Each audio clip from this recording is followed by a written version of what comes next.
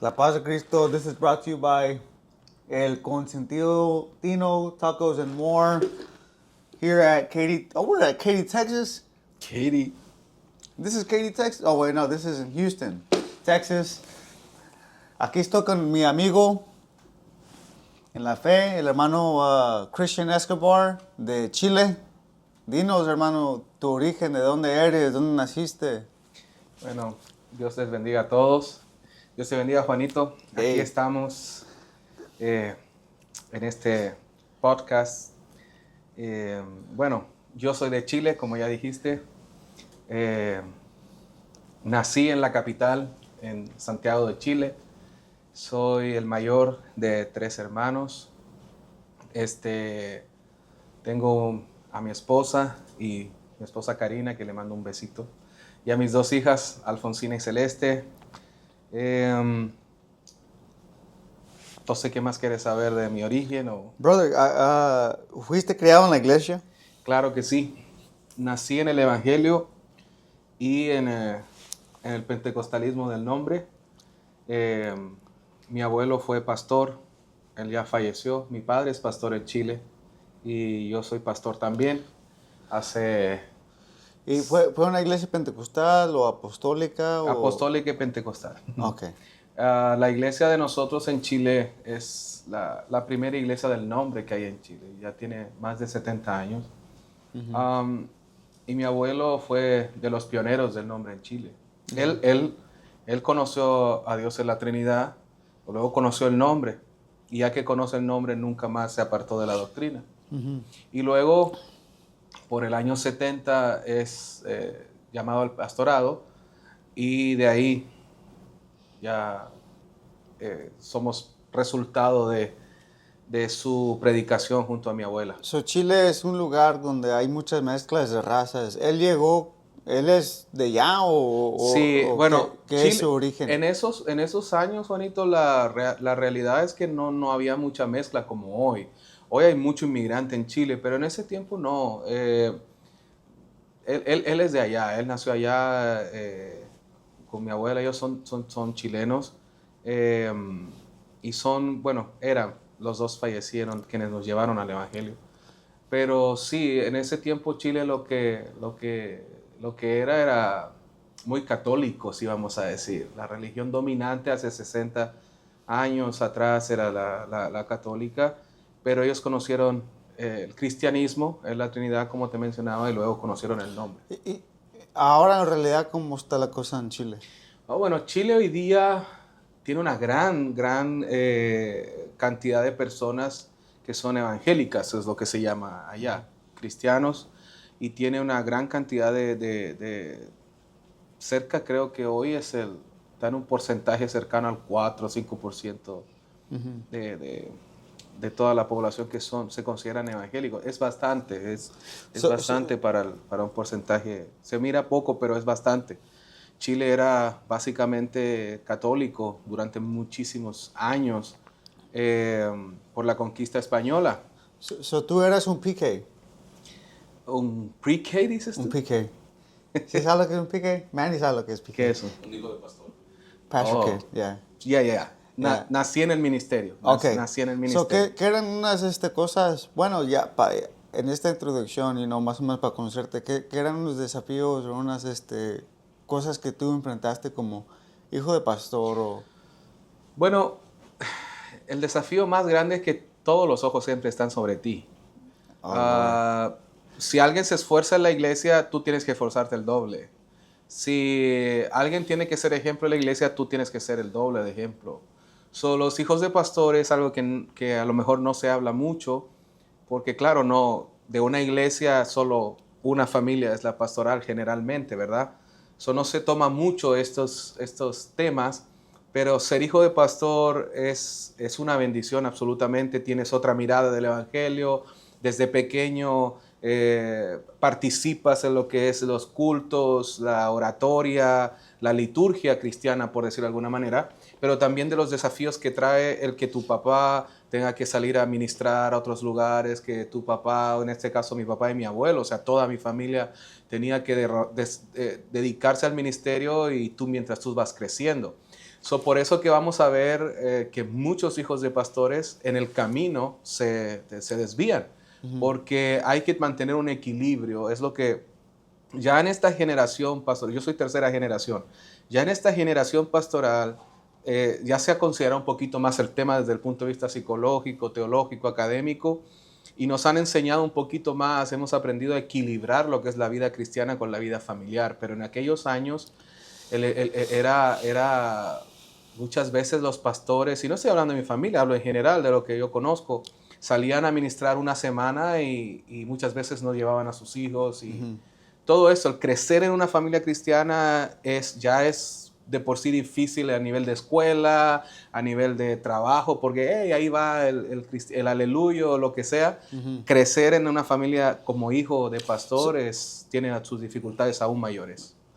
Yo creo que el problema principal de los hijos de pastores, o que les daña más, es el chisme. ¿Es el chisme o las críticas? Bueno, el chisme viene de la mano con la crítica. You know what I mean? El chisme viene de la mano con la crítica, porque... Bueno, si lo quieres decir, si no, está No, bien. dale. ¿Qué es el chisme más que te dañó más cuando eras joven? Yo puedo hablar de mi parte, pues porque yo no soy hijo de pastor, pero en parte, estando bajo el pastorado del pastor Juan Zamora, yo estaba debajo de él, y como siempre estaba con él, me trataban como si fuera nieto o hijo de él, o otra cosa. Ya está jugando. Siempre me trataban como alguien cercano a él. But una vez, bueno, yo voy a decir, yo sé que no me están entrevistando a mí, pero yo como joven, una vez sí sentí bastante daño porque una hermana me había dicho a mí, a un joven que estábamos animando a ir a la iglesia, le había dicho, hey, no vaya a ser como Juanito. Juanito luego se calentó y ya está enfriado, está como mi hermano fulano. Y yo creo que la comparación a veces, porque a veces hay hermanos que tal vez son más fogosos y luego they want to compare. Porque es un chisme, hermano, que te es un daño, como joven. Te puedo decir personalmente que mi familia me preparó bastante para eso. Oh, Lord. Como yo soy tercera generación, mi papá ya sabía de qué se trataba. Probablemente él, y si algún día él viene acá a Estados Unidos, puedes invitarlo a que te hable. Es un tipazo, es un hombre muy simpático, pero además muy sabio, muchos años en el ministerio, un evangelista tremendo en su juventud. Tuvo una de las juventudes más grandes de los 80, allá en Santiago. Un maestro para mí, mi padre. Pero él sabía, él me preparó antes. Los chismes siempre venían, pero el chisme te afecta dependiendo mucho de quién viene.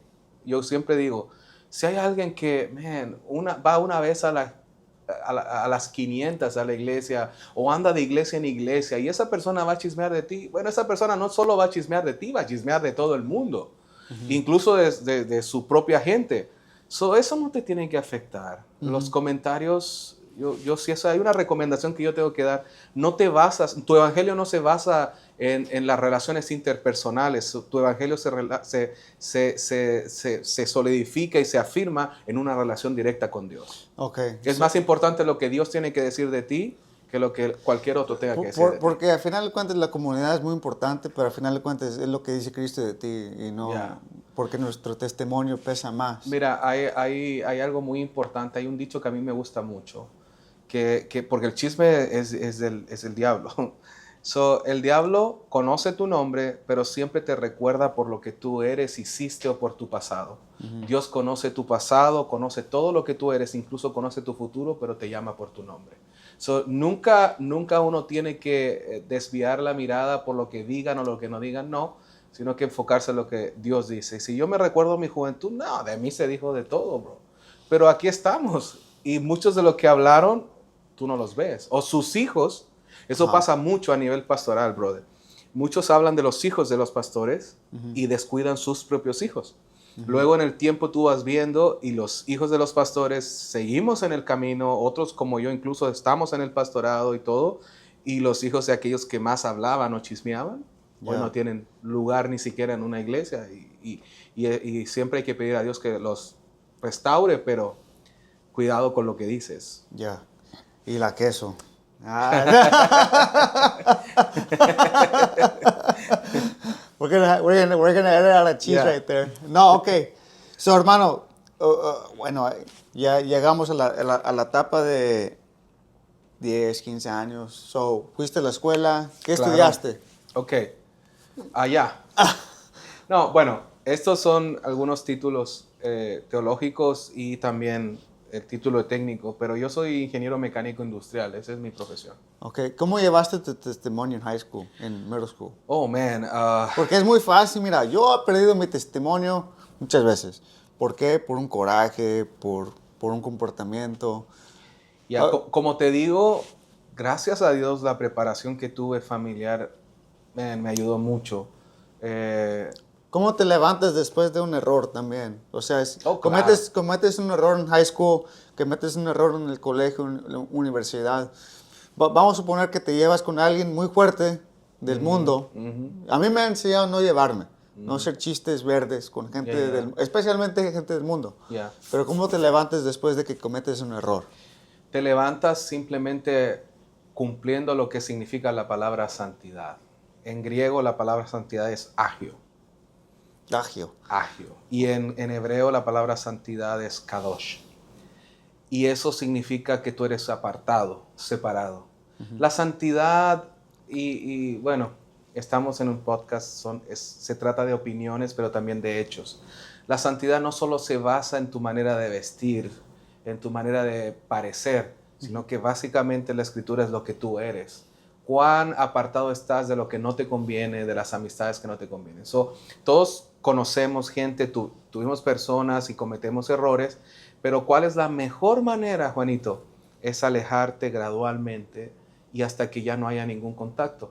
Si alguien no te está llevando por el camino correcto, si alguien no está siendo una buena influencia para ti, si alguien te está persuadiendo, si alguien te está llevando, y esto yo lo vi mucho, fui líder juvenil muchos años también, te lleva mucho a que un amigo, es que un amigo me invitó el domingo a tal cosa, o el día del culto. Ok, una vez está bien, dos, pero ya cuando se hace no, es que sabes que ya no voy a ir, entonces no te apartaste para Dios, sino que te apartaste de Dios. La santidad se dio vuelta, no se fue hacia donde tenía que ir. Okay. Yo creo que la clave está en saber cuándo detenerte, en saber cuándo decir, hey, ya esto no me está haciendo bien. El chiste de todo para un joven ser exitoso es apartarse, más bien que nada. Defíneme exitoso. Like, for example, para mí una persona que es exitoso en el camino de Dios es una persona que sigue, que es Constante. persistente, que es constante. Sí. Pues porque el chiste de nosotros es, nosotros no somos los que retrocedemos, Retrocedemos. Yeah, una persona que no es exitosa en su camino con Dios, stops. Es como el tiburón. El tiburón deja de nadar y se muere. Pero con matices, yo creo, Juanito, porque también nos hemos dedicado a poner cargas en personas, en nuevos, en jóvenes, que a nosotros nos costó años llevar. Yo no estoy de acuerdo en que tú con alguien nuevo, alguien que lleva un año en la iglesia, le pongas una carga que a ti te costó 10, 15 años llevar. Yo creo que la constancia depende también de cuántas veces te levantas. Y la Biblia lo dice, que 7 veces cae el justo, ¿verdad? 7 veces lo levantas. Y el Señor lo levanta. Entonces hay una oportunidad de levantarse. Hay una oportunidad de que te puedes restaurar. El problema no está en si fallas o no, porque querámoslo o no, fallas siempre van a haber. El problema está cuando fallas y no llegas a Cristo de nuevo. Ok. El chiste es levantarse. Ese es el éxito de un cristiano. El éxito del cristiano no se va a definir en la tierra, estoy seguro. El éxito del cristiano va a ser buen siervo fiel. Sobre poco fuiste fiel, sobre mucho te pondré. Yo creo que ahí se va a definir el éxito real de un cristiano. Ok. My opinion, bro. No. We're good. We're doing good. I like this. Okay, so fuiste a la school, high school, college. Yes. University. En la universidad hay muchos cristianos. No, hoy día quizás sí, pero bueno, yo te estoy hablando, yo ya tengo 37, ¿Cuánto estamos hoy? A 9. Exactamente en un mes, el 8 de mayo cumplo 38. Yo ya estudié hace varios años. Someone put the Qué expiration barbaridad. date right there. Hey, no, okay. Pero no se veía, o por lo menos bueno, donde yo estaba no veía. Ahorita otros hoy en cristianos. día es lo mismo.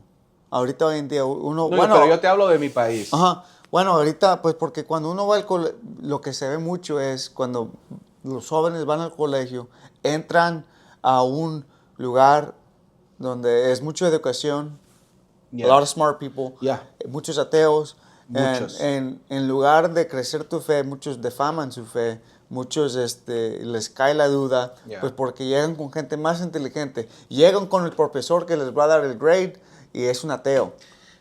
Pero ahí está el problema. Ahí está el problema. No sé cuál es mi cámara. El problema está aquí, Juanito. Ajá. El problema está en lo siguiente. Cuando no hay una preparación teológica sólida, no hay una academia dentro de... Cuando solamente hemos experimentado, y no estoy en contra de nada de esto, sino que por el contrario creo que todo es un complemento, pero si solo te dedicas en la vida a escuchar testimonios y la escritura que alguien te está predicando un jueves o un viernes o un domingo, pero tú no te instruyes, tú no aprendes, así de fácil te dan vuelta tu conocimiento. Yo me acuerdo cuando mi hermana tenía 20 años y estaba batallando con su fe, mi hermana Maribel. Ella se enojaba cuando mi mamá le decía, en la Biblia, Yeah. en la Biblia, en la Biblia. Y mi hermana me dice, pues porque los testimonios son importantes porque tú puedes decirle a alguien, mira, Dios me sacó de esto. Yeah. A veces la persona no quiere escuchar en la Biblia, pero también el parte de las personas intelectuales. Es un conjunto de cosas. Ajá. Mira, yo sé que en algún punto me vas a preguntar respecto a la teología, pero si te puedo adelantar algo, es que cuando tú tienes una base sólida, no solamente espiritual y no solamente emocional, sino que tú tienes una base sólida en un conocimiento, tú sabes cómo defenderte, sabes qué escuchar y qué no escuchar. Yo me enfrenté yo creo que todos mis profesores, ninguno era creyente, porque yo estudié una ingeniería mecánica, ellos eran muy vamos a decir, de lo aplicado de la física, you know. No había mucho espacio a la creencia basada en la fe. Pero aún así, uno logra, al tener un poquito, yo en ese tiempo no había estudiado teología ni nada, pero había sido bien educado por mi familia, al tener un poquito de base, tú dices, no, hay cosas que son obra de Dios sin lugar a dudas. Pero sí yo creo que la complicación está cuando uno estudia y todo eso, más que en lo que te enseñan o más de las personas que están ahí como profesores y todo eso, yo creo que está en tu entorno. Estás metido en un entorno que si bien no son ateos declarados, pero no tienen la misma fe tuya ni la misma integridad tuya. ¿Qué consejo? Si puedes dar un consejo, dos consejos a alguien que está en la universidad ahorita en University of Houston, Yeah. en Texas A&M, que están batallando con su fe. Porque mira, yo tengo amigos en el colegio que estaban en Awakening, así se llama el movimiento de la UPCI, que ellos fugosos ganando almas y de repente, por tanto conocer, pues porque la palabra lo dice, que tratando de ser sabios nos hicimos ignorantes, you know what I mean? So, ¿qué consejo le puedes dar a un joven que ahorita está en el college? Lo primero, cuida tu entorno. Cuida con quién platicas. Cuida los lugares que visitas. Las red flags siempre están. Oh, Lord Jesus. Siempre están. Habla de los red flags, brother. Pero es que es básicamente eso, Juanito. Si alguien te está invitando a un lugar, a un club, esa es una red flag, es una alerta. Tú no perteneces a ese lugar. Pero si tú dices, no, ¿sabes qué? Yo voy a ir a ver. No, tú no vas a ir a ver. Eso de voy a ir a ver, vas a conocer. Y en el conocimiento que vas a tener, vas a tomar, puede que te guste. En parte eso es como... Cuida el entorno. Yo creo que el primer consejo es cuida tu entorno, cuida con quién te juntas. Estoy seguro que hay personas que están estudiando hoy día en tu círculo que están ahí que pueden ser cristianos igual que tú. Debes de ser una raya. una raya. Agio. I'm not gonna cross this line. Yeah. Yo no voy a cruzar esa línea. ¿Sabes por qué? Porque la Biblia es clara cuando dice el que cree estar firme, mire que no caiga. Porque de pronto nosotros creemos que estamos, no, a mí eso no me va a afectar. Yo puedo compartir con drogadictos, pero yo no me drogo. Yo puedo, y muchos usan el ejemplo de Jesús. No, Jesús estuvo con ladrones, Jesús estuvo con esto, Jesús estuvo con ellos, sí, pero los reprendió cuando tuvo que reprender. Les enseñó cuando tuvo que enseñar. No cayó la palabra, no se dejó llevar por ellos, no se intimidó con ellos. Si tú eres capaz de mantener tu espiritualidad y llegar donde están los drogadictos, pero no sentarte ahí, no, es que yo no estoy haciendo nada, sino que además exhortarlos, predicarles. Si tú eres capaz de eso, claro, estás logrando el cometido del evangelio. Pero si no eres capaz de eso, tienes que salir de ahí. Okay, so, Consejos nada más. en la universidad, ¿cuándo te casaste, brother? ¿Cuándo conociste a la hermana Karina? Oh, ¿En la high school o en la No, yo universidad? conocí a mi esposa en la iglesia. Y luego, Ya. Mira, la historia es algo graciosa. Yo siempre la cuento. Yo era músico en esa época.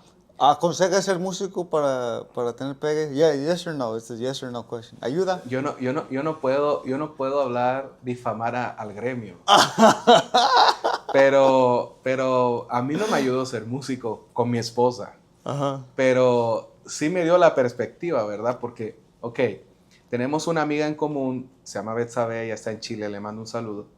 Ellas eran compañeras de escuela. Un día mi esposa le dice a ella, hey, quiero ir a tu iglesia.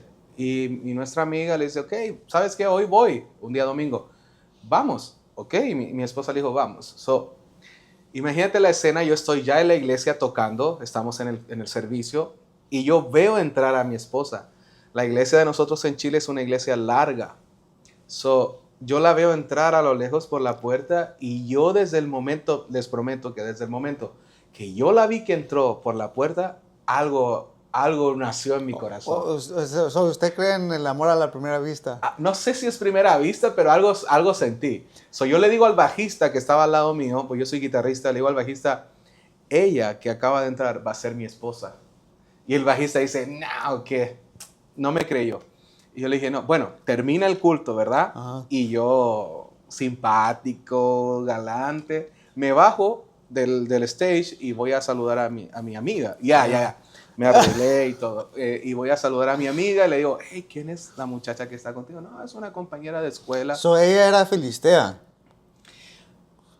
Sí. You start to convert? Yes. Oh, Lord Jesus. Hey, no eres Yo lo logré. Bueno, la cosa es que yo le digo, hey, ¿quién es tu amiga? Y me dice, no, ella se llama Karina. Y yo, Karina, Dios te bendiga, bienvenida a la iglesia.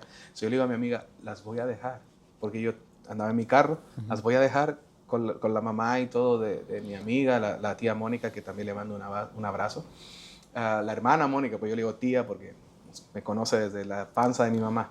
Y las fui a dejar, pero a Karina yo no le llamé la atención, según lo que ella dice.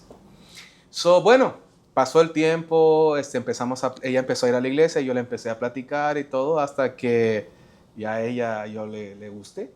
Yo fui a pedir permiso para estar con ella, hablé con mis papás y todo. Estoy resumiendo, ¿verdad? Saltándome todas las etapas del pentecostalismo que te prohíbe muchas cosas, ¿verdad?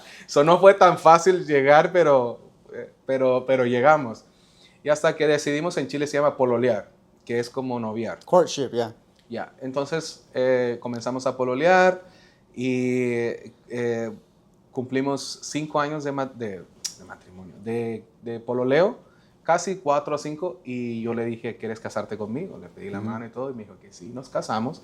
Llevamos 13 años casados, y son 18 años que estamos juntos. Y bueno, aquí estamos feliz. Yo te puedo decir que ella era la mujer que Dios tenía para mí, totalmente. Usted es el segundo pastor que conozco, bueno, ya tengo varios que me dicen, start to convert. O sea que ellos ganan a su esposa. Sí, claro. Como yo trabajo en la refinería. Y a veces me tocan a Barbie allí y digo, man, si no me están haciendo caso las hermanas de la UPCI o de las iglesias del nombre, me voy a tener que llevar una chicaringa a la iglesia, pues porque Está difícil, pero ¿sabes cuál es la gracia de mi esposa? Que ella tenía la intención de ir a la iglesia. Eso es lo bueno. Ella quería conocer a Dios. So, ¿qué consejo le das a un soltero que está esperando, Que espere. que espere? No, ya. Va a llegar. Sí, mucha gente me dice, oye, pero es que, claro, pero si te vas a quedar también sentado siempre, Dios manda y de pronto, no, esta no. Claro, tampoco. Okay, I have a question. Now, tú como un consejo a los solteros. So let's say you, man, I had a brain fart. Perdón. Okay, como en el caso tuyo. Okay, you're waiting. Ya estabas en la high school o estabas en la universidad. No, estaba. O ya eras profesional. No, trabajaba y estudiaba. Okay, entonces no eras un arragán. Oh, no. What do you recommend a man? Yo trabajo de los 15 años, bro. What stage? Yo trabajo a los 15 años. What stage should a man be in? How should he be? Because hay muchos hombres que dicen, no, pues yo no quiero una mujer que sea interesada. But I'm like, pues tampoco quieres una mujer que... No. O sea, ¿cómo debe de ser estar el hombre? La Biblia es clarita que nosotros tenemos que proveer para nuestras familias y no somos anatemas. Ponga música de saxofón. No. Yo trabajaba y estudiaba y Karina estaba terminando la escuela, en su último año de escuela. No, yo les puedo decir que, ok, vamos a decir, tú tienes que esperar en Dios, tienes que orar, porque si no esperas en Dios, puede que cometas muchos errores. Uh-huh. Y mejor esperar en Dios la mujer correcta. Dios sabe cuándo es. Yo te puedo decir, Karina era ella. Mira, nosotros con mi esposa, cuando ella me conoció a mí, yo ganaba muy buen dinero. Uh-huh. Pero con ella hemos vivido todo. Riqueza, pobreza, altas, bajas, y aquí estamos. Y cero problema, porque desde el principio cuando yo la conocí a ella, entendí, no, ella no es una mujer, pero para nada interesada. No, bro, no. También Dios a uno le ayuda a discernir. Cuando tú has pedido y cuando tú estás... Yo creo que lo que sucede a veces, el hombre no está listo y Dios no va a mandar una de sus hijas cuando no tengas con qué sostenerla o no seas un hombre de visión. Aunque hay muchos que juegan con las hijas de Dios igual. Gloria a Dios. Yo no soy uno de esos. No. El hermano Manny tampoco. No, mi abuelo siempre me decía, mi abuelo pastor me decía, Tatán, me dicen a mí todavía en Chile, Pastor Tatán, de hecho, me decía, Tatán, nunca juegues con una hija de Dios, juegues con alguien de la iglesia. Uh-huh. Yeah. Okay. That's what I can say. So, let's see. Ya llegamos a... Okay, so, you graduate school. Yeah. ¿Empiezas el pastorado o...? No, a ver. ¿Cómo llegaste aquí a CCP 1? Bueno, buena pregunta. Ya te adelantaste bastante de mi historia, pero está bien. No, go back. No worry. Ok, conozco a mi esposa, pololeamos, yo estaba estudiando, me graduó, tengo un trabajo. ¿Tienes tus hijos allá? Claro. ¿En Chile? Yes. Nos casamos y después de un año Karina queda embarazada y ahí nace mi hija mayor, que es Alfonsina. Uh-huh. Y ya, bueno, justo que estamos en ese periodo, se viene una crisis fuerte a Chile. Yo trabajaba en minería y se viene una crisis fuerte, tuvimos una baja económica tremenda. Feo. Ajá, te estoy hablando cerca del 2014, claro, por ahí.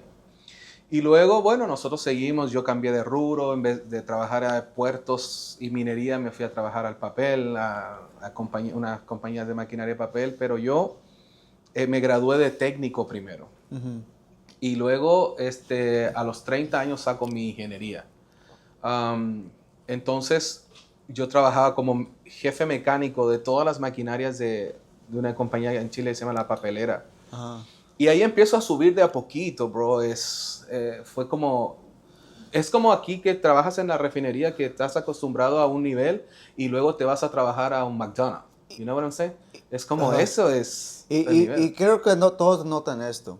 La mayoría de los pastores hispanos vienen o tienen trabajos profesionales. Yeah. Almost, I would say 90%, 90% de todos los pastores que conozco o tienen trabajo o no viven todo de la iglesia, porque No. no es posible, porque el hispano es más... No, en Chile no hay, por supuesto, pastores que viven de la obra, pero es súper difícil. Aquí en Estados Unidos el hispano es más Codo. codo. Son de Monterrey. Allá se le dice volantín de cuero. Si tú vas a una iglesia americana, ven al pastor como that's his job.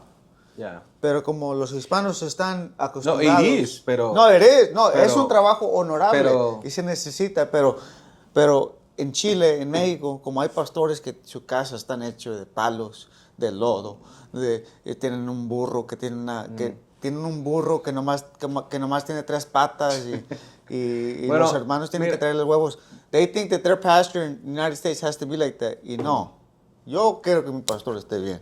Bueno, mira, Juanito, en Chile la situación no es tan precaria. Nosotros somos un país... Más modernos. Ya, sí. Del sur de América, Chile es un país que está dentro siempre del top 3 o top 1, porque hoy día es el número 1 en su economía. Pero sí, los pastores tenemos que trabajar allá. La mayoría. Conozco pastores que no lo hacen, pero gracias a Dios por eso, que se valora el ministerio, porque cuando tú decías, es un it is a work, so es un trabajo honorable también, demanda mucho tiempo, demanda muchas, o sea, mira, yo el otro día pensaba, y todo lo que uno estudia para preparar un sermón son horas, para preparar enseñanzas son horas, y mucha gente no ve eso, solo recibe 30 o 40 minutos en un seminario, 1 hora, 2 horas de lo que tú has preparado, pero la gente, sí, listo. Pero lo que hay detrás de eso son horas. Bueno, continúo con la línea del tiempo. Ok, Entonces. esto es tu trabajo profesional. You get out of school, te haces engineer, técnico primero, luego agarras Luego, tu... ajá. Ok, como hombre profesional en el trabajo, tú puedes ver la gracia de Dios que a ti te da favor.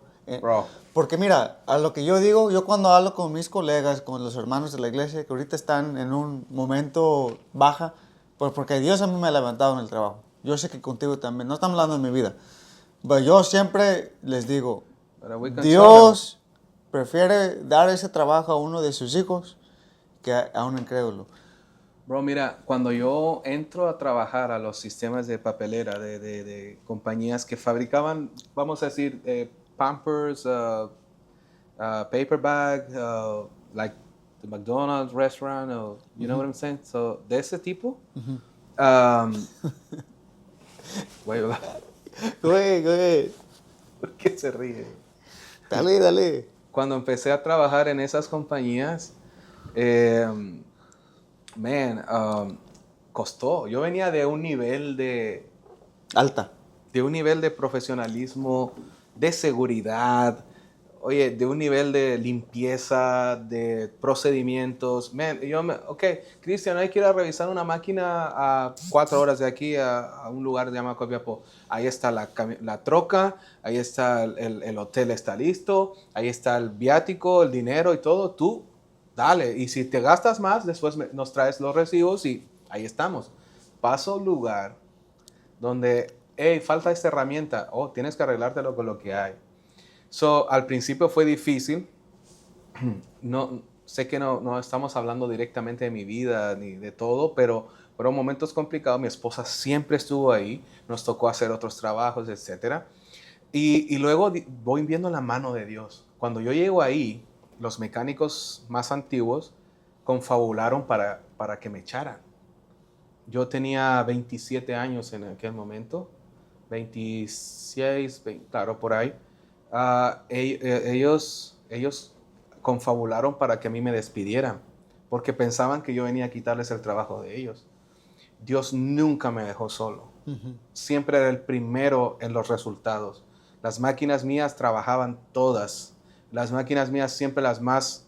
No fallaban porque les daba mantenimiento preventivo y todo eso. Eso en el tiempo me hace ser el senior mechanic. y paso a liderar todas las máquinas. Tenía 22 máquinas a mi cargo. Y cuando sucede eso, ya obviamente el dinero aumentó y todo eso, yo fui viendo la mano de Dios. Luego ya estaba en esa compañía y ya que me preguntaste si CP1, mi maestro de teología, es doctor en teología, Pedro Páez, él es obispo también de Chile. Él viene a Estados Unidos el año 2019, lo invitan a Visión Sin Fronteras. Y él predica en conferencias de visión y todo eso, y él vuelve a Chile. Y me llama y me dice, Cristian, ¿sabes qué? Para marzo yo voy a ir de nuevo a Estados Unidos, me gustaría que vinieras conmigo para que te conozcan y todo eso. Y me dice, vas a predicar allá. Ya esto está, ok, listo. Vengo al 2020, conozco al obispo Israel Guevara, conozco al pastor Samuel Guevara. Hicimos una amistad con Samuel rápida, instantánea. Yeah. Yeah. Él es muy dulce. Sí, hicimos una amistad rápida. Yo me quedé en su casa. Dentro de todas nuestras conversaciones aparece la idea de venirnos a Estados Unidos. Y yo le dije, mira, para mí sería un sueño venirme aquí a Estados Unidos, pero yo quisiera venirme con todo legal, que todo sea legal y todo, porque los chilenos podemos entrar y tenemos posibilidades de papeles.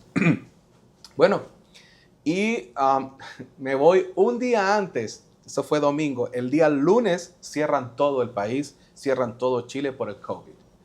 Todo quedó ahí en stop, en stand-by, de que íbamos a hablar con abogados, íbamos a hacer todo quedó ahí. Entonces, para el 2021 ya Sammy me invita a predicar a la Conferencia Nacional Internacional de noviembre del 2021 y yo vengo y Sammy me dice, pero vente un buen tiempo. Yo me vine por 2 meses para acá.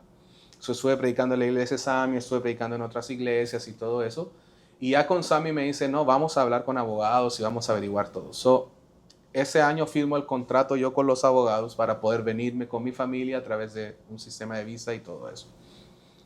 Yo dije, de aquí a 2 o 3 años esto va a resultar. Yo estaba en mi otro trabajo y vuelvo a mi trabajo normal y todo eso y me llaman de otro trabajo mejor. Yo me cambio a un trabajo mejor donde ya iba a ser jefe de producción, no solamente de mecánicos y todo eso. Ya había sacado mi ingeniería varios años atrás. Hago todo esto y vamos a decir, llevo como 4 meses en el nuevo trabajo en el 2022 y me dicen, tus documentos ya están aprobados. Oh, Lord. Y yo tuve que orar al Señor y le dije, Señor, mira, me han promovido aquí, estaba ganando un buen dinero, pero a la vez ha salido esto, que es lo que yo quería con mi familia y por lo que habíamos estado pidiendo y pidiendo. Ilumíname, Señor. Hablo con mi papá, hablo con mis amigos, hablo con mi maestro de teología, el profesor Pedro y todo. Dice, no, yo creo que allá hay algo. Por algo Dios te está abriendo puertas ahora. Tengo que terminar de hacer todo lo que tenía que terminar en Chile. Tenía que casar personas, tenía que dejar la iglesia en orden a mi papi, las cosas, los músicos, etc. Y ya compro los vuelos y en febrero del 2023 ya me vengo definitivamente para Estados Unidos. El 9 de febrero de 2023. Y aquí estamos, llegamos a Centro Cristiano Pentecostal 1, 3 años, casi 3 años, 2 años y 8 meses estuve en Centro Cristiano Pentecostal número 1 con el pastor Samuel Guevara. Yo te conocí en la 23. Y tú fuiste a una conferencia o algo y yo prediqué ahí. Yo llegué, I was just a random person. Yeah. Yo porque yo los conocía, no conocía al hermano Sam en ese tiempo, pero conocía al hermano Lara. Ya. Gilberto Lara. Sí me habías comentado. Lo chistoso fue que nos hicieron tomar un foto con todos los jóvenes y dije, no hombre, yo lo hice. Yeah, I hated that. Yo llamé, porque yo prediqué a la juventud en esa ocasión. Yo he visto y vos sales en la... Perdón. Tú sales en la foto. Es que tenemos una amistad con Juanito. Bro, tú sales y Juanito sale así en la foto. Odié eso. I hated it because I was like, estaban todos orando por los jóvenes, pero fue un bonito momento de mi vida. Estaba con el hermano Jacobo. Jacob, yeah. Yeah. Sí me acuerdo. Luego, yo llegué aquí el 2023, justamente en febrero del 2023. Y ha sido, un desafío. Estados Unidos te golpea fuerte. cuando uno viene de afuera, ¿no? Ustedes que nacieron aquí es distinto. No, es a different monster. Cuando uno viene de afuera, con otra cultura, Chile es absolutamente diferente, bro. Con una cultura distinta, con otra mentalidad, con otro... Man, yo no conocía la soledad. Porque, vamos a decir, mi papá y mi familia los veía todas las semanas, vivíamos todos cerca. Yo trabajaba a 5 minutos de la casa de mi abuela, yo iba a almorzar donde mi abuela, esa comida maravillosa de la abuela. A la iglesia estaba a 10 minutos. Si quería juntarme contigo, que es mi amigo, oye, bro, ven a tomar 11. 11 se le llama a una merienda en la tarde. Ven a tomar 11 a mi casa o vamos a comer ahí un hot dog o algo. Ok, porque todo se hace el tiempo. Bro, aquí, para juntarse con alguien, tienes que avisarle con carta de invitación semanas antes. Bro, entonces, mis amigos de aquí no podían atender mi necesidad social que yo estaba acostumbrado porque tenían sus propias vidas y cosas que atender. Ahorita ya lo tengo totalmente asumido y no hay, pero al principio fue muy, muy difícil. Tan difícil que mi mamá me viene a ver. Unos meses, no llevaba ni un año aquí y aparece mi mamá y eso fue como, oh. Man, yo no he conocido a esa guerrera, pero... Oh, no, mi mamá es... Va a sacar la espada cuando la veo. No, mi mamá es una mujer muy dulce, muy sabia. Tú la vas a ver, se ve muy joven para la edad que ella tiene. We gotta invite her to Alpha y Omega. Yeah. Sí, cuando ella venga les voy a avisar. También mi papi, yo creo que mi papá va a venir este año, espero. Él por temas de iglesia también no tiene casi tiempo. Ok, so usted está aquí, pero ¿cuándo le comenzó a llamar la atención la teología? Okay. Yo sé que cuando yo te conocí sí había eso, pero ¿cuándo? No, yo llevo más de 8 años. Yo tengo un bachiller en teología, llevo más de 8 años estudiando teología aplicada. He estudiado en distintos lugares, distintos institutos. Estudié en la Trinity Bible University, estudié en el YET, estudié en el Livish. Ahorita estoy estudiando ciencias bíblicas, haciendo una maestría. No, la teología. Ahora, ¿desde cuándo me llama la atención? Desde que soy un niño. Siempre me encantó leer la escritura, siempre me gustó. Pero te das cuenta que no sabes nada cuando encuentras gente que sabe más que tú. Y cuando yo era joven, más o menos, bueno, ya estaba pololeando con Karina y todo, pero yo creía que sabía algo. Llevaba años en la iglesia y todo eso. Y me toca conversar con alguien que sí sabe, que era teólogo. Y yo dije, y realmente quedé en vergüenza. Eso me despertó y dije, no, yo necesito prepararme más y necesito estudiar más. Dentro de todo ese proceso, Juanito, fue cuando me ungieron pastor. A mí en el 2018 me ungen pastor en Chile. En el 2017, perdón. ¿Usted era pastor en Chile? Claro, yo era pastor en Chile. Llego aquí con la licencia de pastor cuando llegué a Vice. Ok. Otro tiempo hablamos del pastorado. We'll talk more about... Esquipeamos esa parte de tu vida. No worry. Ok. ¿Es importante la teología? Why does it matter? Because for me, yo soy una persona que ciegamente cree. O sea, yo te voy a decir la verdad. Pues porque a mí no me tienes que explicar, yo simplemente creo. Y es un sentir. Es un sentir. Yo sé que parte de creer es una certeza. Correcto. Una certeza, pero también es el reconocimiento que you could be wrong, but you're still going to believe. Like, for example, yo creo que voy a llegar a las 4, pero, es posible de que no, pero yo tengo la certeza. Correcto. Ok, so, un ejemplo, como en mi caso, para mí, en mi opinión ahorita, y tal vez pues porque soy un muchacho joven o he crecido en una iglesia donde la teología es importante, pero no tan importante. Es más importante el testimonio, la prédica, la oración. ¿Por qué es importante la teología? No, yo no estoy aquí para criticar no está. No estoy aquí para... Why does it matter? Like, why? ¿Por qué? Ok, te puedo dar mi opinión, pero también te puedo dar una base académica al respecto. Ajá. Bueno, la palabra teología consta de dos palabras, teos y logos.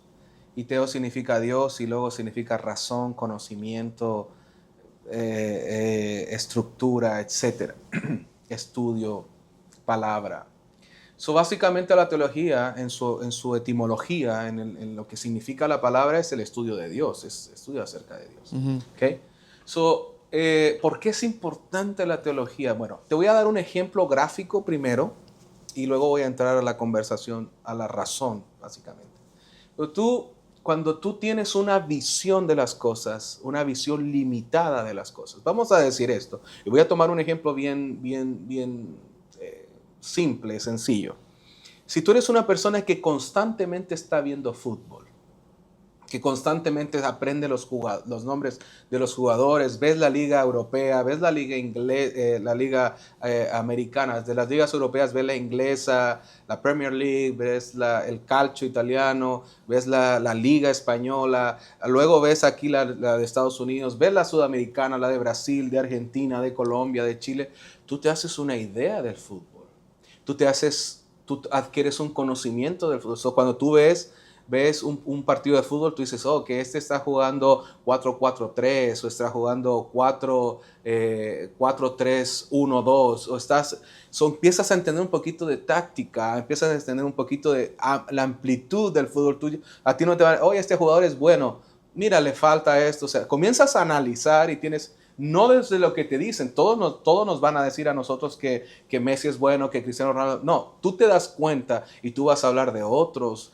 jugadores, no, mira, yo creo que Pelé, yo creo que Maradona, porque tienes un conocimiento histórico del fútbol, del tema. Mira, ¿sabes qué? Yo creo que Ronaldo Nazario. Mira, ¿te recuerdas a Cafú de Brasil? Oye, ¿te recuerdas a Denilson o Garrincha de los años? Que tú comienzas a tener entonces tú puedes hablar de ese tema. Pero va a llegar alguien que solo ve un partido de fútbol. Tú estás en tu sala viendo un partido de fútbol con todo el conocimiento que yo te digo, tú has estudiado táctica, te gusta el fútbol, aprecias el fútbol y lo aprecias tanto que quieres saber más. Pero llega alguien que nunca ha visto fútbol. Yo estoy hablando de soccer, ¿verdad? Nunca ha visto fútbol y te sienta y dice, qué aburrido. Oye, el número 8 corre bastante, yo creo que ese es bueno. Tú dices, el número 8 es suplente, ni siquiera lo habían puesto, pero es una visión muy pequeña para una visión amplia. Bueno, la teología te ayuda a entender ampliamente quién es Dios. Y cuando tú no tienes un conocimiento teológico sólido, sino que estás acostumbrado a alimentarte de lo que te dicen, estás acostumbrado a consultar ChatGPT, TikTok, Instagram, cualquier página que te pueda llevar, no, este está hablando de Dios, lo que tienes es una comida mediocre y te estás perdiendo el steak, te estás perdiendo la comida sólida por comer comida mediocre. La teología lo que te hace es te abre la mente para poder aprender acerca de Dios de manera correcta. Académicamente, el ministerio, yo hablo del ministerio, es urgente que los ministros aprendan teología. Es urgente que los ministros aprendan teología. Es urgente que los ministros entiendan qué significa una palabra.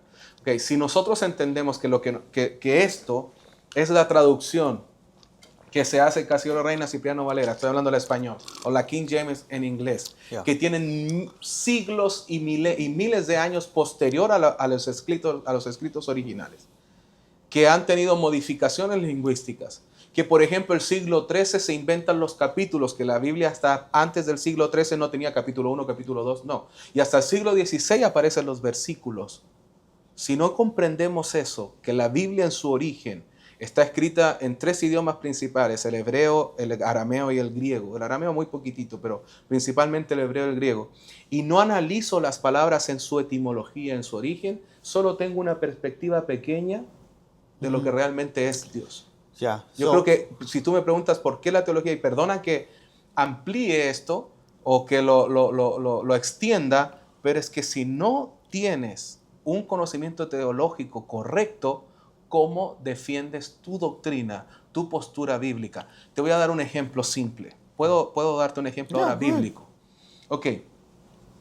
¿Conoces la historia? Digo conoces porque está Manny aquí ayudándonos con y gracias a Manny que siempre está dispuesto. Thank you, Manny. Un aplauso de sordos y un aplauso. conocen la historia cuando ya después de la muerte de Jesús, Jesús se aparece a sus discípulos y los discípulos están pescando, ¿verdad? Y Jesús les dice, hijitos, ¿tenéis algo de comer? Y ellos dicen, hemos pescado toda la noche y aún no encontramos nada. Ahí Juan le dice a Pedro, es el maestro, y Pedro se tira al agua y ve que es Jesús y todo. Después de esa conversación, se recuerdan que Jesús le dice a Pedro, están comiendo ahí lo que el Señor tenía preparado para ellos, y dice, Pedro, ¿me amas? ¿Cuántas veces le pregunta Pedro, ¿me amas? 3 times, ¿verdad? 3 veces le dice, Pedro, ¿me amas? Entonces cuando tú lees eso desde la traducción, tú dices, Jesús le preguntó 3 veces y después Pedro se entristeció. Cuando tú vas a la original, cómo está escrito originalmente ese relato desde el apóstol Juan, porque está en el libro de Juan. Jesús le pregunta a Pedro, Pedro, ágapeme. La palabra ágape es una forma de decir amor, que es el amor de máxima calidad. El amor donde tú estás dispuesto a dar la vida por alguien. Eso es ágape, ese es el amor ágape. Y Pedro le contesta, filios. O sea, Jesús le dice, Pedro, ¿me amas? Y Pedro le contesta, en la traducción, sí, Señor, te amo. Pero la palabra que Cristo preguntó fue ágapeme, no filios. Y la palabra filios es, te quiero como amigo. Te quiero como podría llegar a querer a un familiar. Pero no te amo de máxima calidad. Por eso Jesús le pregunta 3 veces, ágapeme, filiosme. Tú sabes que te quiero. Es como que yo te diga, en español es más fácil de explicar que en inglés, porque en inglés, do you love me? I love you. Pero en español es, ¿me amas? Te quiero. No es lo mismo. Entonces es como que el Señor le preguntó, Pedro, ¿me amas? Señor, te quiero. Pedro, ¿me amas? Te quiero. Pedro, ¿me amas? La tercera vez. Tú sabes todas las cosas. Pero luego Pedro, cuando habla acerca de Cristo, va a hablar acerca del amor ágape. Entonces, si tú no entiendes esto desde el original, tú te quedas con lo que tu traducción. Pero te das cuenta cómo cambia el sentido. Ok, Juan capítulo 1, versículo 14. Nosotros hablamos, los unicistas, el Juan capítulo 1, versículo 1, en el principio era el verbo era con Dios, el verbo era Dios, el verso 14, y aquel verbo se hizo carne y habitó entre nosotros y vimos su gloria, gloria como la unigénita del Padre, lleno de gracia y de virtud. Bueno, la palabra que dice ahí, y habitó entre nosotros, en el griego original es esqueno, la palabra esqueno. Ahí dice, viene de la palabra esqueno, que es esquenosen. Y dice, el idioma original dice, se tabernaculizó entre nosotros. ¿Se dan cuenta cómo es más fácil defender nuestra doctrina? Cuando tú sabes que el mismo ejemplo del tabernáculo en el desierto, del templo de Salomón, es el mismo Cristo manifestado en carne en medio de nosotros. ¿Cómo obtienes eso? A través de la teología. Yo devuelvo la pregunta a quien nos está escuchando y te la devuelvo a ti. Basado en lo que yo te acabo de explicar, ¿es importante la teología? Yes. Ok. No me regañes tampoco, Hey, ok. Hey, vamos a salir golpeados aquí, Manny. Mira, los pentecostales son monoteístas. Claro que sí. Somos monoteístas porque la palabra monoteístas, otra palabra compuesta que se entiende a través del griego, mono y teos, ¿verdad? Uno o único y Dios. Entonces nosotros creemos en un Dios único, basado en Deuteronomio 6:4, en el Shemai. Shema Israel, Adonai Eloheinu, Adonai Echad. Oye Israel, el Señor nuestro Dios, el Señor uno es Echad. La palabra Echad. Si nosotros debemos usar la teología para nuestra doctrina básica, nuestra doctrina del nombre. ¿Qué es la diferencia entre un trinitario y un Bueno, un trinitario aplicado, teológicamente hablando, no es muy diferente a nosotros. No me vayan a golpear. Pero un teólogo trinitario aplicado y un teólogo unicitario aplicado entiende que la diferencia base entre el trinitario y el unicista es que el trinitario cree en un solo Dios, dividido en 3 personas coeternas, pero con pensamientos individuos. Y nosotros creemos que esas 3 personas, más que no son personas, sino que son manifestaciones de Dios. Dios como Padre, Dios como Hijo, Dios como Espíritu Santo, Dios como el ángel de Jehová, Dios como la zarza ardiendo, Dios como la columna de fuego en la noche para Israel, Dios como la columna de nube en el día para Israel. Manifestaciones divinas. ¿Somos monoteístas? Claro que sí. No creemos en un Dios en tres personas, sino que en un Dios en tres manifestaciones principales para la redención del hombre. Nunca olviden esto. La Escritura, por eso que a veces me preguntan a mí, ¿por qué la Biblia no habla de dinosaurios? ¿Por qué la Biblia no nombró las pirámides? Why? Porque la Biblia trata acerca de la redención del hombre cumplida en Dios. Cuando estábamos conversando delante me dijeron, Manny me decía, la palabra es la vara. Sí, la palabra me decía, esto es la espada. Pero no solo eso, la palabra es Dios. La Amén. palabra es Cristo. La palabra, yo ahora los miércoles en esta iglesia que estamos ahora, estamos enseñando Cristología en el tabernáculo. Tú te vas a dar cuenta que Cristo aparece en toda la Biblia. El sacrificio del atrio, básicamente, creo que iba a preguntarme esto, pero el sacrificio en el atrio se representa en Cristo. El sumo sacerdote oficia el Yom Kippur, uno de los sacrificios, el sacrificio del perdón, el día del perdón. Cristo perdona nuestros pecados. Él es el sumo sacerdote según el libro de Hebreos, pero Él también el Cordero Perfecto según Juan el Bautista. En Él se cumple el sumo sacerdocio y se cumple también el Cordero Perfecto.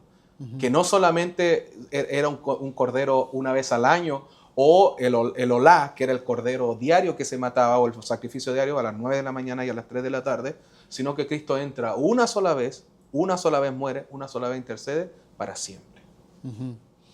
Ok. Me puse teólogo, ¿ah? Yo. Qué barbaridad. Ok, ¿por qué negamos la Trinidad? Bueno, la Trinidad se debiera negar, debiéramos nosotros negar la Trinidad porque es un constructo filosófico. Ok, una pregunta, aparte de eso. La Trinidad, esa palabra, pues yo creo que el problema de muchas personas son las palabras y las dogmas. ¿Ya?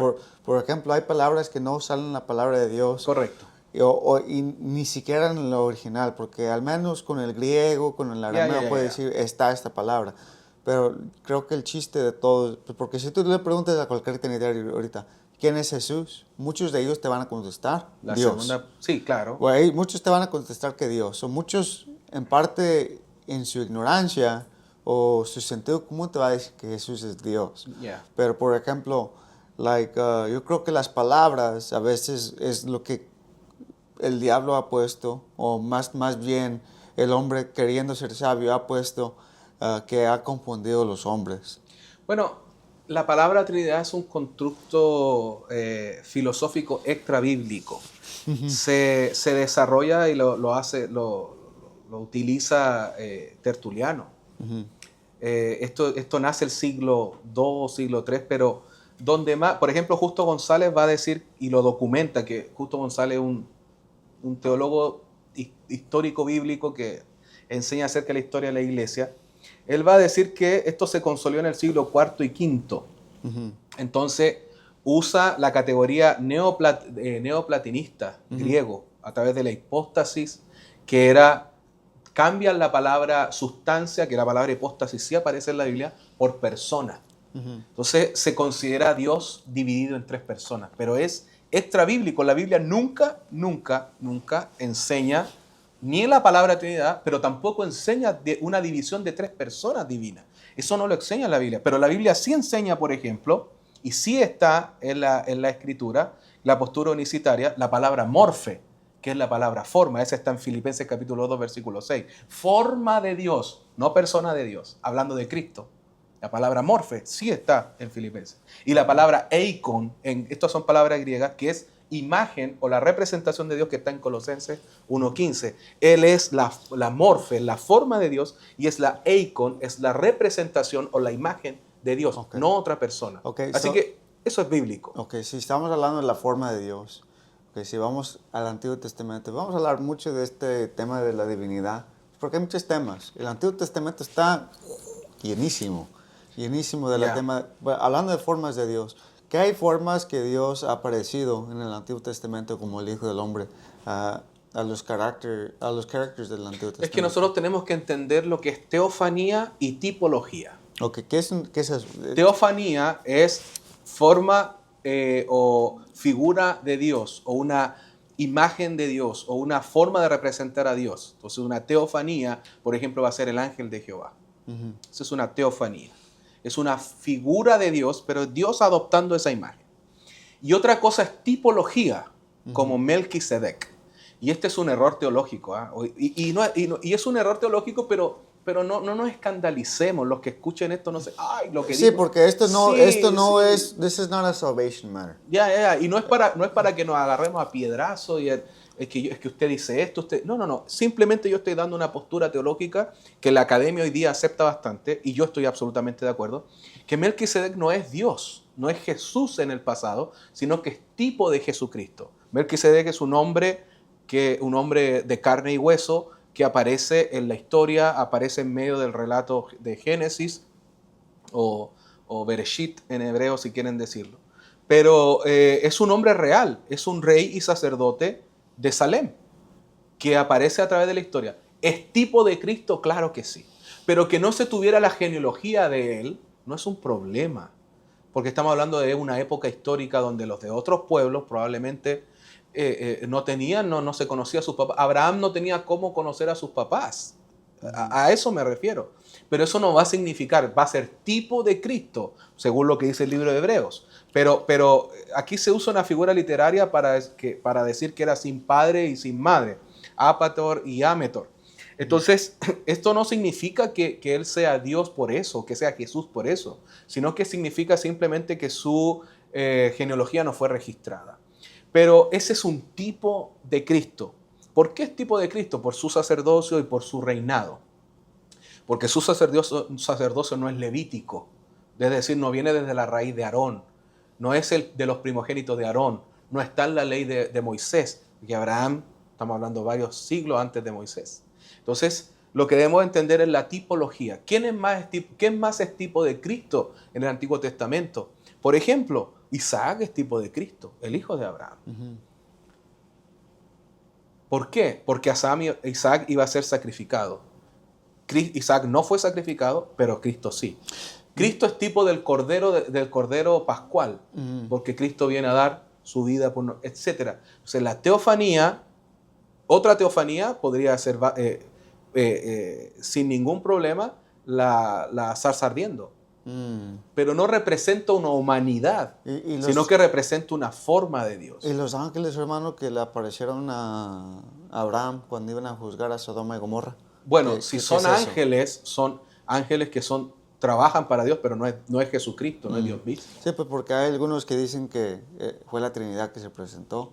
Y hay algunos que dicen que el Señor era el que se quedó con Abraham y mandó dos ángeles. No. Por eso hay que diferenciar cuando la palabra habla de ángeles y hay que leer el contexto. Es muy importante el contexto. Cuando aparece Gabriel, cuando aparece Miguel en la escritura, el arcángel, cuando aparecen los ángeles que están en Sodoma y Gomorra, hay que entender el contexto de esto. Y el contexto, siempre cuando aparezca Dios, siempre la Biblia lo va a señalar, lo va a apuntar hacia Dios, hacia el ángel de Jehová, o va a apuntar hacia la divinidad de Dios. Pero vamos a decir, el trabajo angelical es real, el trabajo angelical existe en el Antiguo Testamento. Ok, como por ejemplo, tipología también puede ser como José. Claro, José rechazado por sus hermanos. Yeah. Esa es tipología. La tipología y la teofanía no son lo mismo. Y ese es el concepto que nosotros debemos entender. Ok.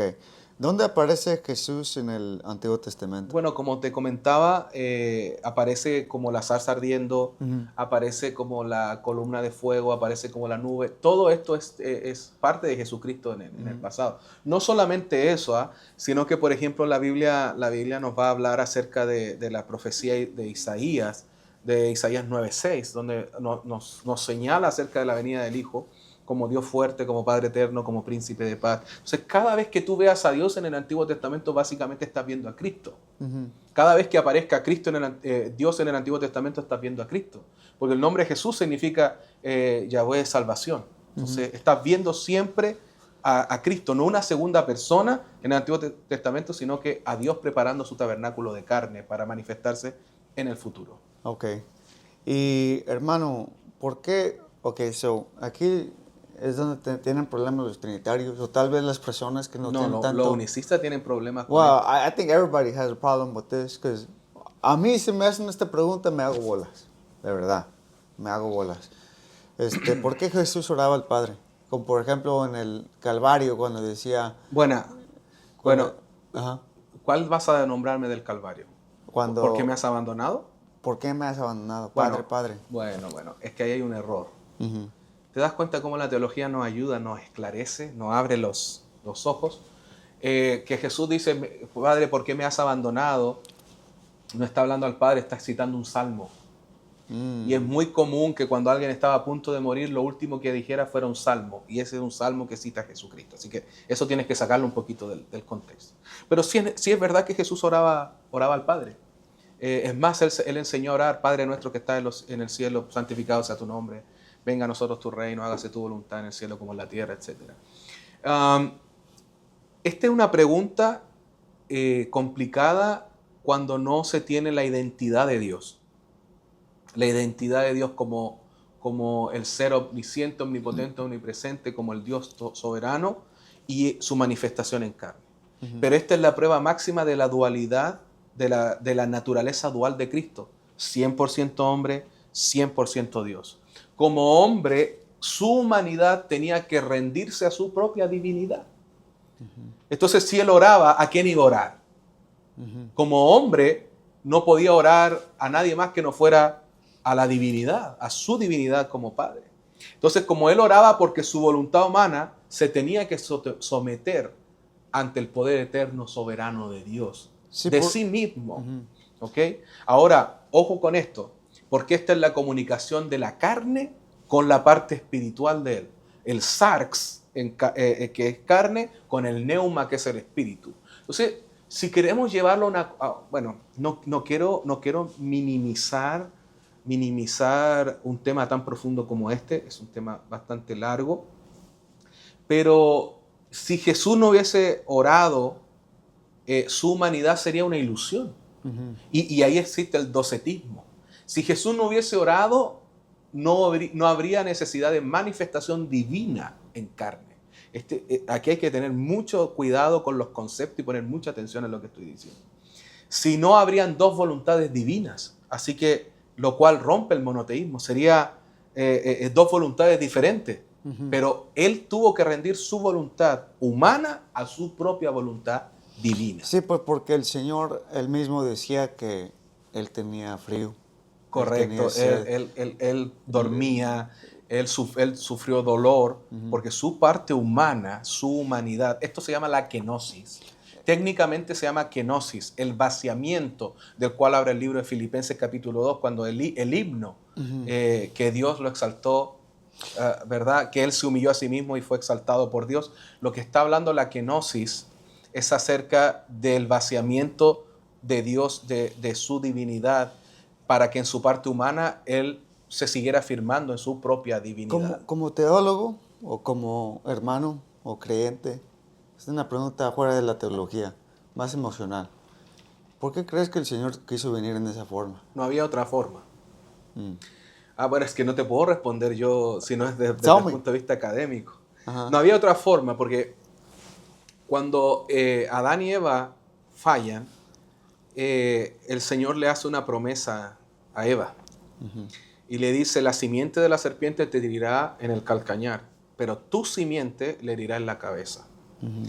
Nadie, y por eso Cristo es el pariente redentor, aquel que venía a cobrar lo que se había perdido, a recuperar lo que se había perdido. Nadie merece más el castigo por el pecado que el hombre, absolutamente nadie. Pero nadie, excepto Dios, puede perdonar el pecado del hombre. Entonces, solo Cristo manifestándose en carne, Dios manifestándose en carne, el mismo Dios, a través de su humanidad, podía pagar el pecado del hombre, porque no había otro hombre que fuera santo, otro hombre que no tuviera pecado. Por eso Juan el Bautista le dice: he ahí el Cordero de Dios que quita el pecado del mundo. No lo cubre, no lo emite. Sin derramamiento de sangre no hay remisión de pecados. La palabra ahí significa que si no hay sangre, no se enviaba el pecado hasta la cruz. Cristo viene a pagar como hombre todo el pecado pasado, presente y futuro, pero solo como Dios podía perdonarlo. No había otra forma. Ese era el sacrificio. Muchos dicen, no, es que Dios podría haber hecho un chasquido de dedo y haber cambiado todo. Claro que sí. Pero ¿qué sentido hubiese tenido sus propias promesas? Él no va contra su palabra. Él habló de que iba a derrotar a la simiente del enemigo. ¿Qué dice el apóstol Pablo? Los exhibió públicamente triunfando sobre ellos en la cruz. Ahora, Pablo mismo va a decir, si Jesús no hubiese resucitado, en vano sería nuestra fe. En vano predicaríamos, en vano. Entonces, la gracia de esto no solamente está en que Cristo murió, sino que ¿dónde está la real gracia? En que Él resucitó. Si Él hubiese sido un hombre cualquiera, no hubiese sido Dios manifestado en carne, hubiese bastado con su muerte. Okay. Porque ahí estaba el sacrificio.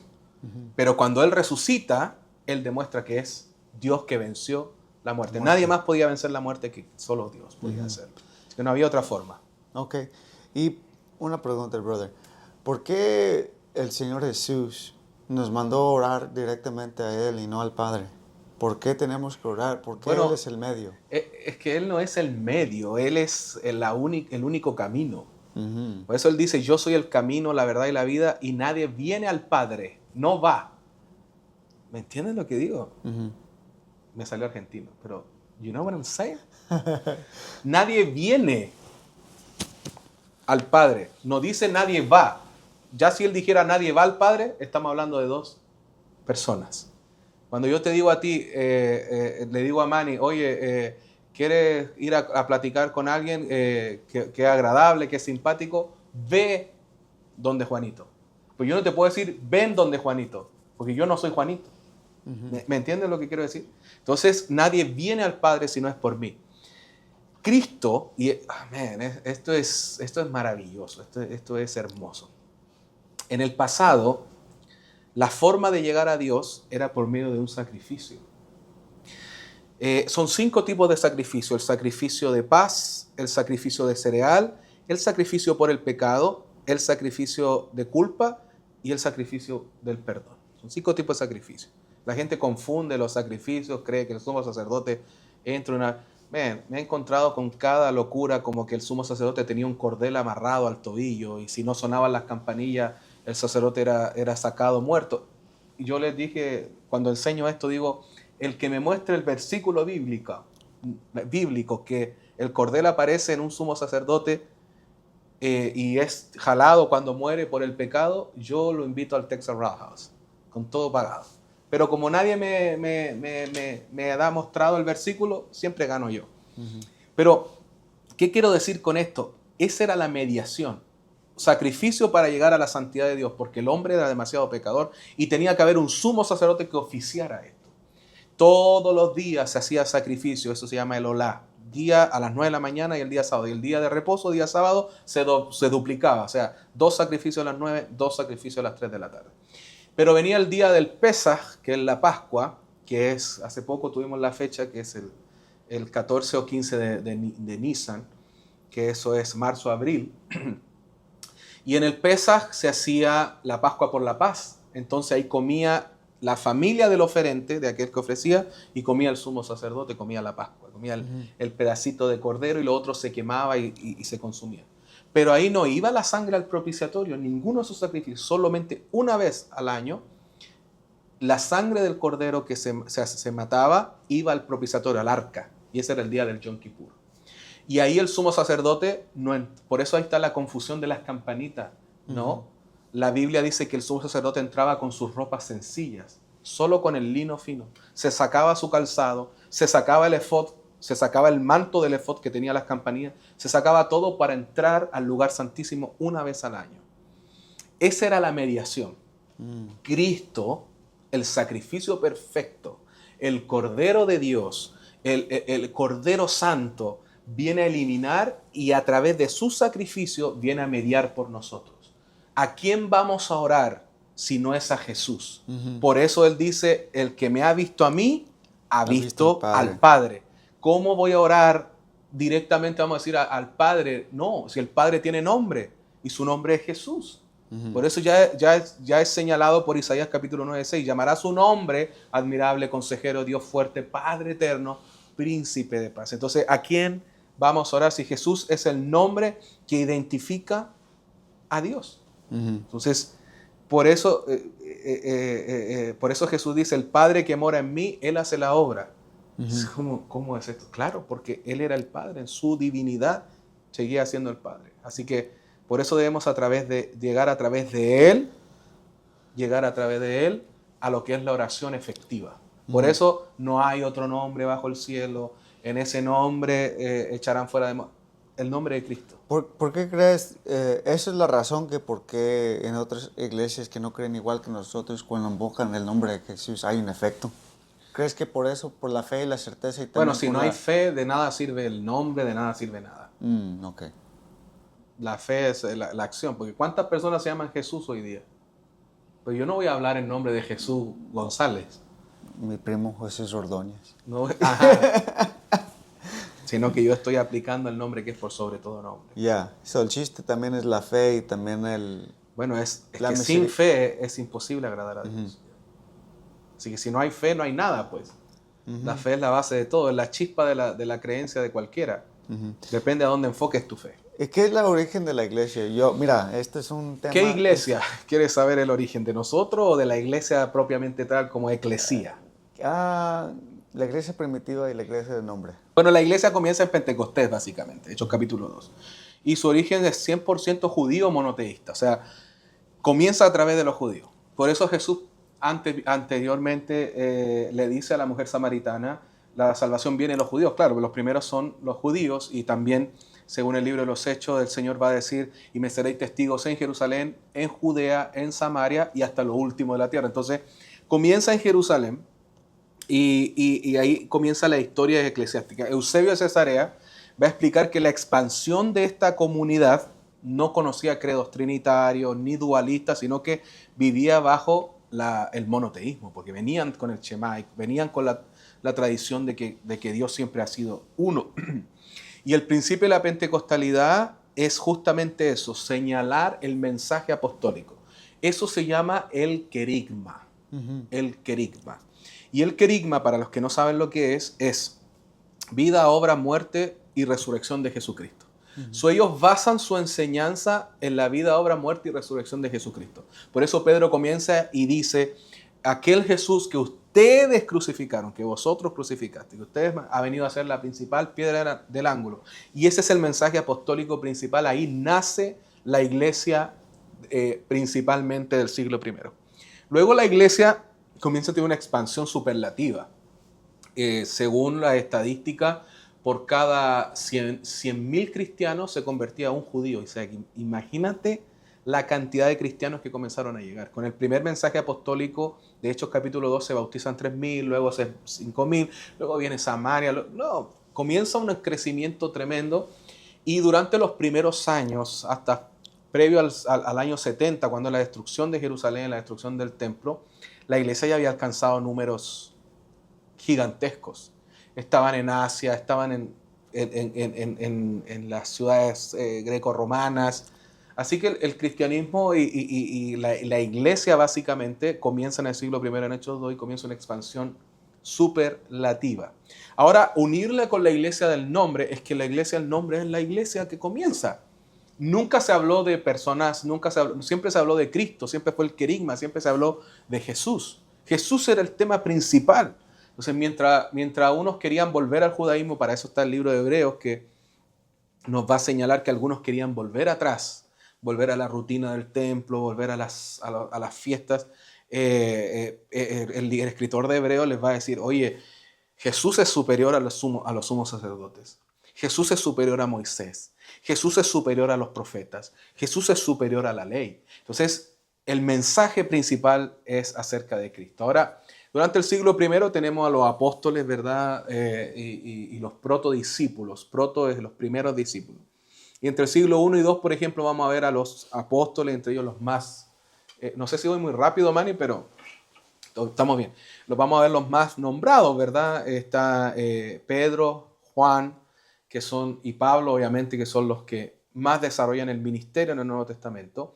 Pero también vamos a ver a otros que no son de los 12, como Santiago, que fue obispo de Jerusalén, o fue vamos a decir, el líder de la iglesia de Jerusalén muchos años, que también va a ayudar a esta construcción acerca de lo que era el evangelio. Ujú. Piensa tú que venía el mensaje de Cristo. El judío estaba acostumbrado al mensaje de los profetas, pero ellos comienzan además a unir. Esto fue lo profetizado por el profeta Joel. Pablo va a utilizar profecías del pasado, incluso Pablo va a utilizar filosofía platónica para poder enseñar algunos conceptos. Pablo va a los areópagos atenienses y griegos para poder explicar al Dios no conocido. Juan va a decir, este Dios no conocido tiene nombre, el Logos, que es Jesucristo, se manifestó, etc. Entonces, comienza a desarrollarse el mensaje el primer siglo, y el siglo II, por ejemplo, vamos a ver discípulos como Clemente y Policarpo que bautizaban en el nombre de Jesús. No hay registros de bautismo que no fueran en el nombre de Jesús durante los primeros siglos.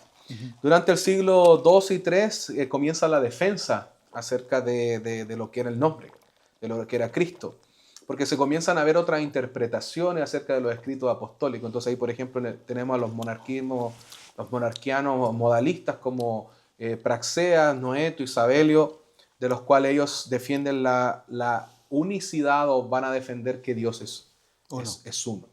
Y lo van a defender contra los filósofos binitarios y trinitarios.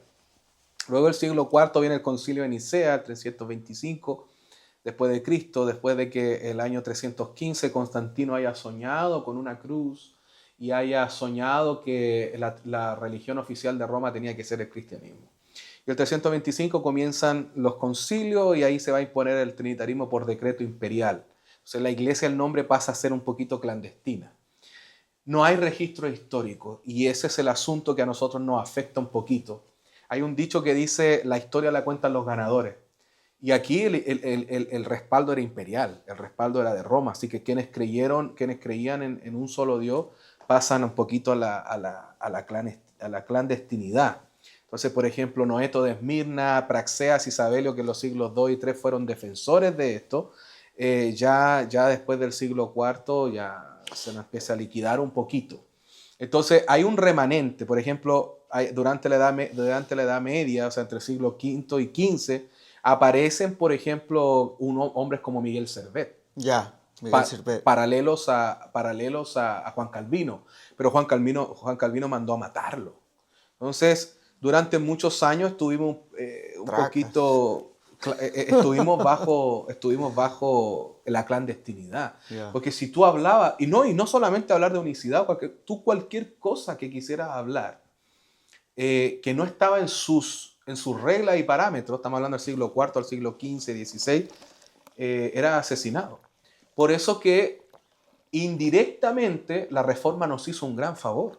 Aunque nosotros no seamos reformados, aunque nosotros no seamos ni luteranos ni calvinistas, finalmente la reforma nos hace un gran favor porque libera la escritura para que muchos la pudieran leer, independientemente de que Miguel Servet fue asesinado. Pero luego, por ejemplo, de que el Espíritu Santo se derrama en 1901 en Azusa o en Valparaíso, allá en Chile, ya la gente que tenía acceso a la escritura, logra entender, logra ver un poquito más acerca del nombre. Y ya en el siglo XXI, por ejemplo, ya se consolida. Las organizaciones como UPC, como IPUC, como la Hispana, como la nuestra, como Visión Sin Fronteras, comenzamos a defender un poquito lo que es, no un poquito, con escritura y con teología, lo que es el nombre. Creo que aquí el chiste es de que la historia no nos basa mucho, pero también es como dices, hay mucha historia perdida. Absolutamente. Hay mucha historia perdida. Ahora, aquí es donde entramos también. Ahorita muchos jóvenes del nombre, muchos adultos del nombre, se están regresando. Hay un gran retorno a la Trinidad, al catolicismo y a lo que es los ortodoxos. Bueno. Ahora, los ortodoxos, en mi opinión, ahorita es lo más atractivo. ¿Por qué? Porque predican bien, no son tan supersticiosos como los católicos. En parte ellos son como los católicos evangélicos, en mucha parte. Bueno, hay que entender esto, Juanito, es culpa de nosotros. no hemos hecho una teología sistemática, lo unicista. No hemos hecho un manual. Tenemos poquitos libros por ahí, pero hay libros, pero en comparación a los trinitarios no tenemos ni el 0,1% de literatura correcta. Y eso ha sido culpa nuestra, porque nos hemos dedicado mucho al culto espiritual, que es maravilloso, al culto de bautizar en nombre de Jesús y hablar en lengua, pero no a sostener. O sea, llevamos la escritura, claro, y uno dice, no, es que la escritura es suficiente. Claro que sí. En nuestro medio la escritura es suficiente. Pero cuando tú tienes que ir a conectar a otros, tú tienes que tener conocimiento general de teología. Entonces nosotros necesitamos invertir en una teología sistemática, necesitamos invertir en una correcta teología del nombre para poder defendernos, para que nuestros jóvenes no se vayan. Ahora, ¿tenemos las de ganar? Claro que sí tenemos las de ganar, porque nosotros nos respalda la escritura. Pero tenemos que saber cómo hacerlo. Llegar, miren, yo siempre digo, hoy día, si tú citas 1 Timoteo 3:16, el trinitario ya tiene una respuesta. Y yo no quiero ofender, por favor, porque realmente usar la palabra trinitarios como... no está correcto. Los hermanos que difieren de nuestra doctrina tienen respuesta a los versículos que nosotros teníamos como caballitos de batalla en hace 40 o 50 años atrás. Por lo tanto, hay que tener una teología aplicada. ¿Quieres defender tu postura? ¿Quieres defender la escritura? Estudia. Yo creo que por ahí va el asunto, Juanito. Ok. Ahora ya estamos entrando al fin. ¿Por qué bautizamos en el nombre de Jesús? Porque es la única fórmula utilizada en el Nuevo Testamento. No hay ni un solo bautismo redactado en la Escritura. Y como dice Justo González, como lo hace Bernardo Campos, un gran teólogo también pentecostal del nombre, David K. Bernard también, sostienen que hasta el siglo II no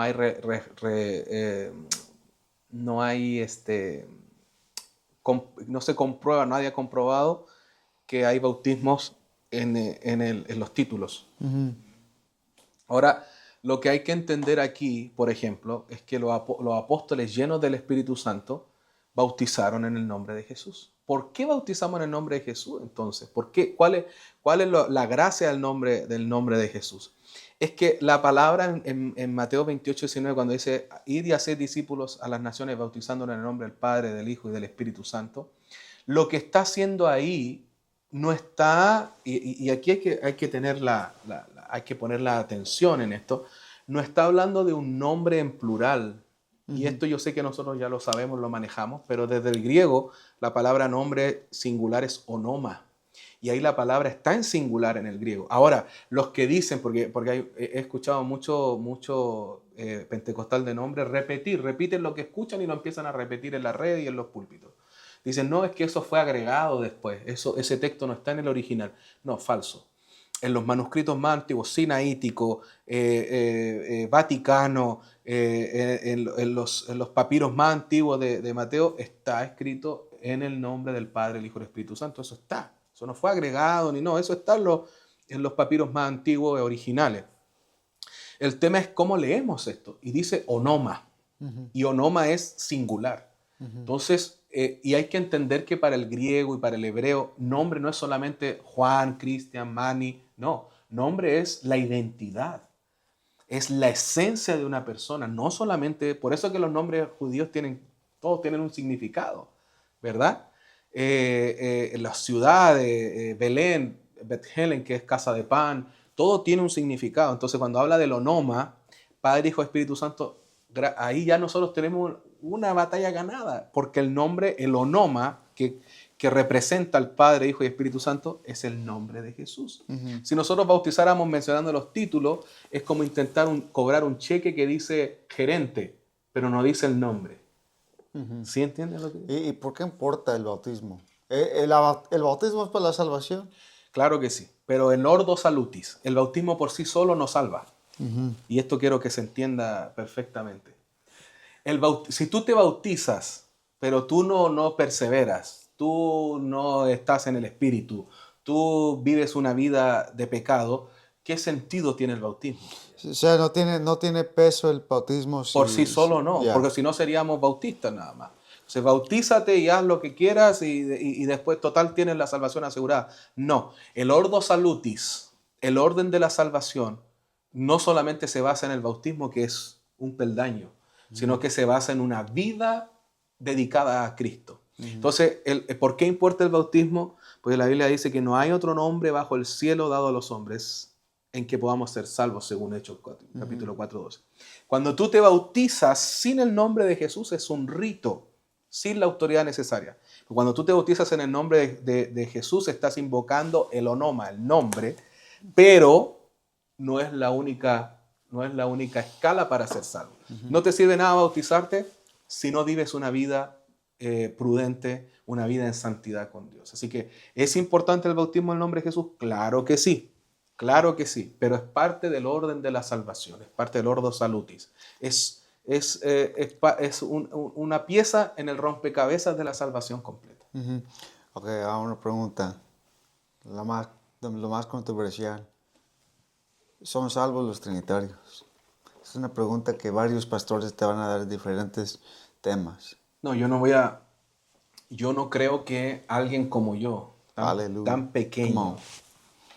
tan insignificante, pueda siquiera señalar si son salvos o no. Creo que sería de una soberbia muy grande decir. No quiero ofender a nadie. Si otro pastor dice que sí o que no, es su problema. Yo puedo decir que yo no tengo ni siquiera podría decir si tú o nosotros o los del nombre vamos a poder ser salvos, porque estaríamos tomando una autoridad que no corresponde. Lo que yo sí puedo decir y señalar desde la Escritura es que no hay otro nombre en el cual podamos encontrar salvación. Es que conocer el nombre es sumamente importante. La oferta de la salvación, aunque no somos jueces del destino, pero sí somos administradores de la verdad.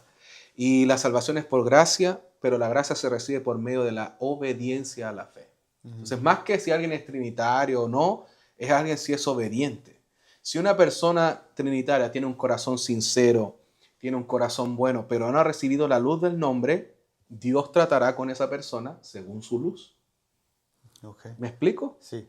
Si ellos no han recibido el nombre revelado, Dios va a tratar con ellos desde su conocimiento. Entonces, aquí el desafío no es de ellos. Eso es lo que quiero que entendamos. El desafío no es de ellos, el desafío es nuestro. Nosotros tenemos que seguir predicándole a nuestros hermanos trinitarios, aunque muchos no le llamen hermanos, pero nosotros tenemos que seguir predicándole a ellos, y no solo a ellos, a cualquiera que no haya conocido el nombre. Es nuestra responsabilidad, porque claro, sería una salvación a media y nosotros necesitamos el nombre para poder tener una redención completa. Oh. Así que para finalizar el concepto, como decía Hechos 4:12, dice: y en ningún otro hay salvación, porque no hay otro nombre bajo el cielo. Si la salvación está ligada al nombre y el nombre se aplica al bautismo, nuestra postura debe ser de urgencia, invitar a todos a completar su obediencia. Así que como Pablo hizo con los discípulos de Juan en Éfeso, Hechos 19, si hay una luz mayor, el nombre de Jesús, debemos caminar en ella. Ok. Well, thank you. ¿Qué mensaje tienes para la iglesia CCP2? Bueno, mis hermanos de CCP2, los amo con todo mi corazón. Soy muy feliz pastoreando aquí. Es una iglesia que está en crecimiento, es una iglesia que está trabajando, es una iglesia que estamos tratando de formar en la Escritura. Cada miércoles tenemos estudio bíblico aquí. Estamos tratando de solidificarle. Mi mensaje para esta iglesia y para todos los del nombre es: keep going.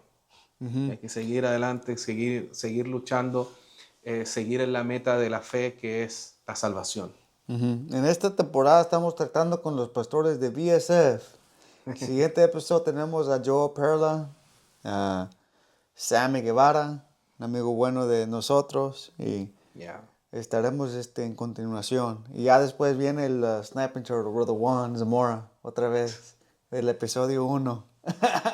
All right, bendiciones a todos. Dios les bendiga. Bye.